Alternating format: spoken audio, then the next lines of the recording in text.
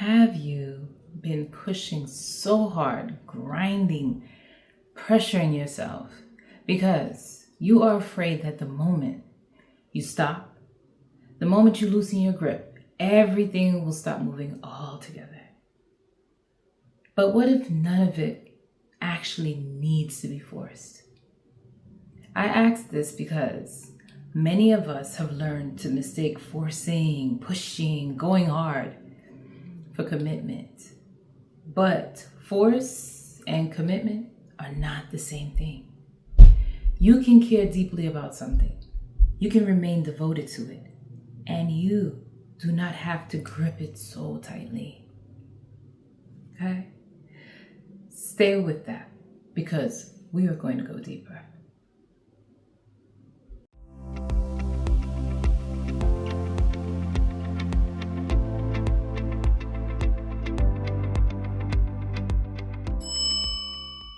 Now, let's return to what I opened with: force and commitment. And I want to start by sharing something I have been noticing as I look back over the last few years. For a very long time, I believed I needed to push harder, figure everything out, force clarity, create a complete plan before I was even ready. I kept trying to see the entire picture before the next piece had even been revealed. And that became especially apparent when I began building Sākrəd Soul. Now, I had transitioned out of corporate America and made Sākrəd Soul my primary work. So if you have done this transition or you're in it right now where your entrepreneurship, you're an entrepreneur and it is now your primary work, or it's something you're doing, even if it's not primary, there's a part of you sometimes that feels that enormous amount of pressure to get the business off the ground. And that is what I was experiencing. I wanted it to become financially sustainable, of course. I wanted the business to replace the salary I had left behind.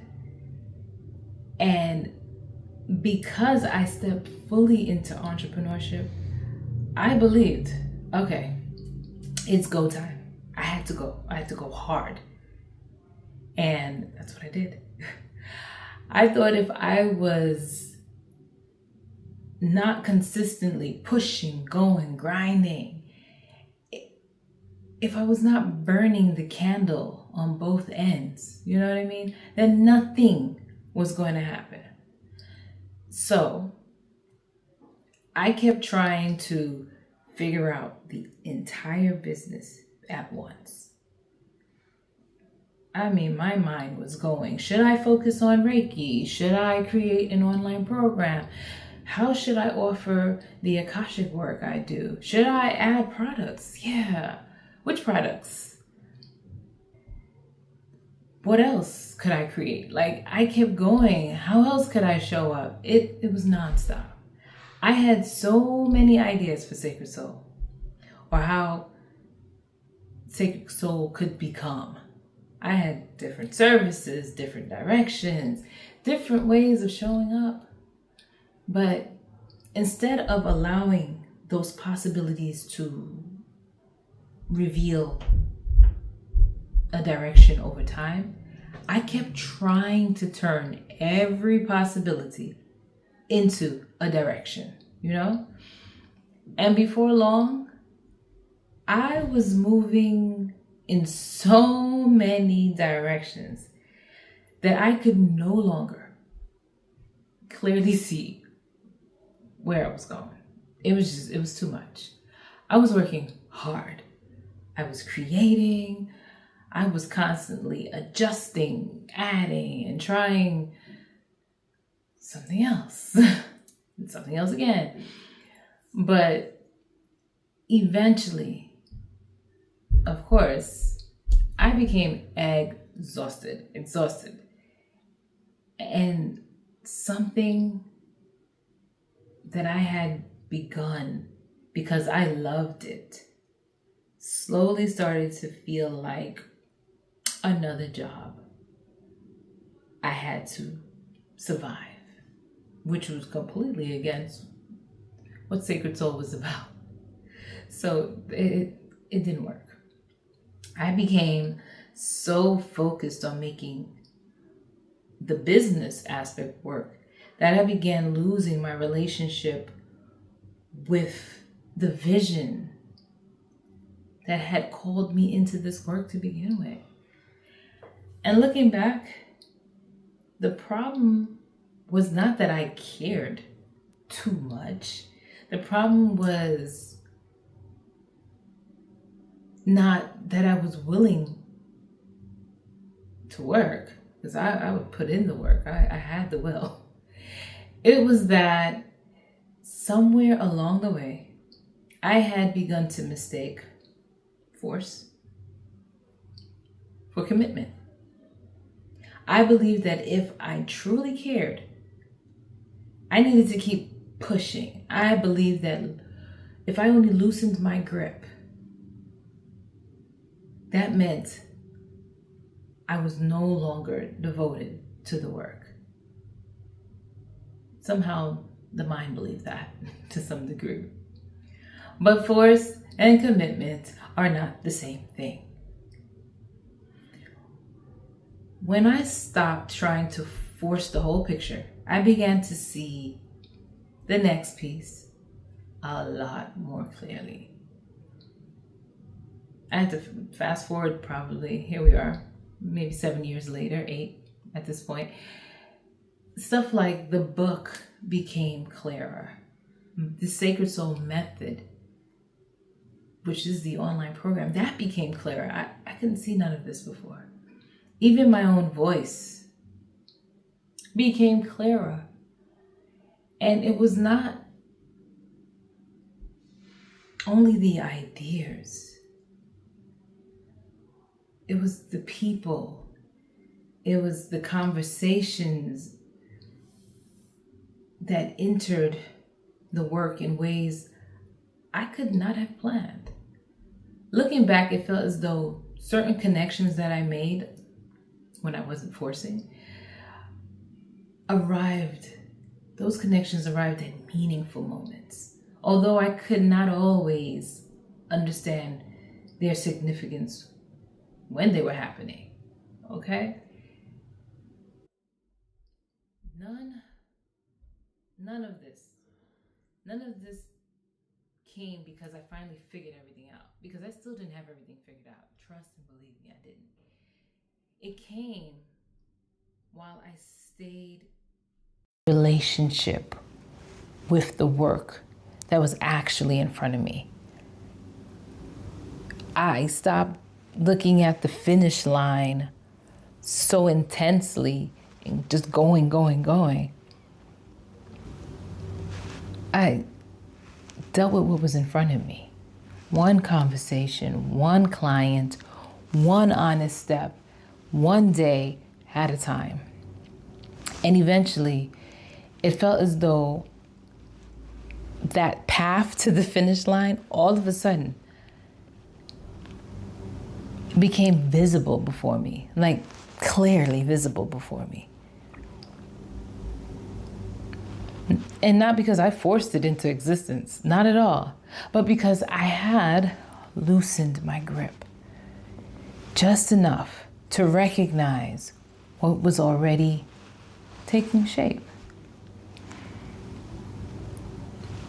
You see, many of us have been taught that growth happens only through effort, right? That if we're not pushing and forcing, then we're not progressing. That if something has not happened yet, we simply have not tried hard enough. But there is a difference between effort and force. Effort is showing up. Commitment is returning, right? You keep returning to the moments. Force is gripping tightly and demanding that the outcome appears in a particular way.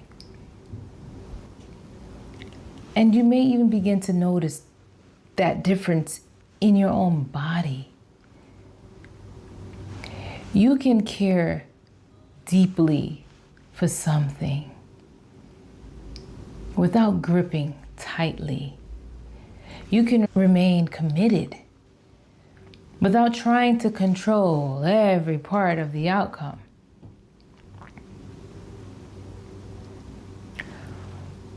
Somehow this makes me think of, I don't know, you ever had like a bracelet on, like I have this bracelet on or something, and when you're in that space where you're forcing, it will never move, it won't come off. It's like, you're fighting. So, but the moment you sit down and you put the effort without the force, all of a sudden, it would just glide off easily, right? Without all of the forcing. But it's the moment that I stopped forcing and I just focused on the effort that everything moves a lot easier. Okay? And you just calm and you breathe and that just came to me. So those of you who had that before, you know what I mean. You're putting on a shirt and you're forcing it and it's taking 10 times as long because you're forcing yourself to get your head through the shirt. But the moment you just relax and you put in the effort and you keep returning, that's the commitment, and you keep trying, eventually it goes through without messing up all your hair and pulling your hair out, trying to put the shirt on. You get it. Okay, I digress. So what I was saying is that you may begin to notice that difference in your own body. You can care deeply without gripping tightly. You can remain committed without trying to control every part of the outcome. I want to name something that often happens when people hear the words, stop forcing, right? The immediate question becomes, then what am I supposed to do? Because many of us have learned to recognize only two possibilities, push or quit. But like I showed you with the bracelet or the t-shirt, putting it over your head, when you only recognize stuff like push or quit, force or give up, and you don't recognize that there's another way of participating, which is presence, stillness, and not the stillness of giving up, not the stillness of waiting for life to do everything for you. It's the stillness of participation. I mean, with the bracelet, I was still participating in the activity, but with a level of stillness, no force, with that effort. It's that stillness of showing up without demanding that what you are showing up for takes on one particular form. The stillness of taking the next honest step without needing to know where every step after it will lead. Participation is not passivity. It may actually include making a plan. It may include having a difficult conversation. Participation may be setting a boundary, asking for help, resting. It can be revising your direction or taking decisive action when the next step is actually clear. Participation means responding to what is actually here rather than trying to force what has not yet arrived. You can participate without forcing. You can show up without gripping.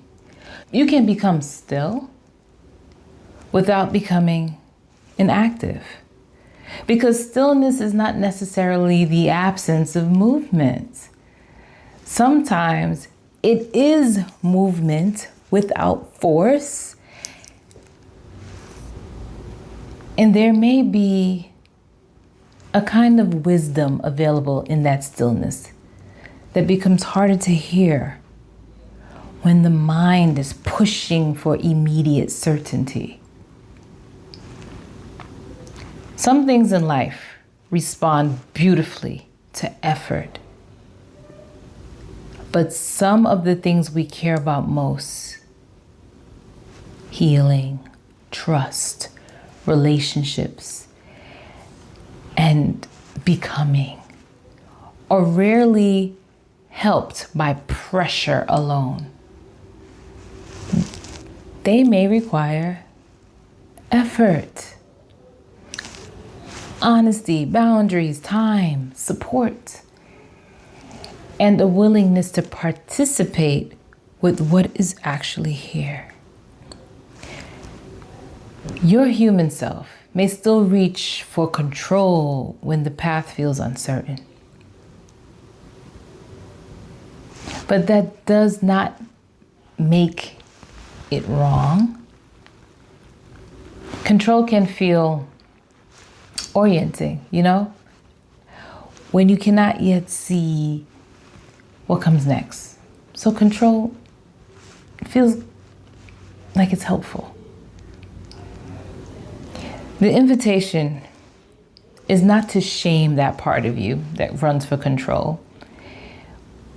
It is to include it, support it, and loosen the grip without abandoning your responsibility to participate. So the question that I want to leave you with today: what do I need to push harder on? But what if I participated more fully with what is unfolding without trying to control its final shape? Something may already be moving, even if you cannot yet see the full shape of it. Okay, something's already happening. Your invitation is to keep showing up, to remain present, to take the next honest step available to you, and to hold a little more loosely on how the rest of the path is supposed to arrive. Okay, so this is the question I want to leave you with. I want to leave you with this question. Sit with it honestly. And you don't need to solve it. Just be willing to look. Where in your life are you still gripping? And what might become available if you continued showing up while holding the outcome a little more loosely? Okay? Sit with that. And your affirmation: I trust what is unfolding. I can remain present, take the next honest step, and continue showing up without forcing the outcome. My beautiful sacred soul, stay connected to yourself as life unfolds. With much love and much light, stay sacred.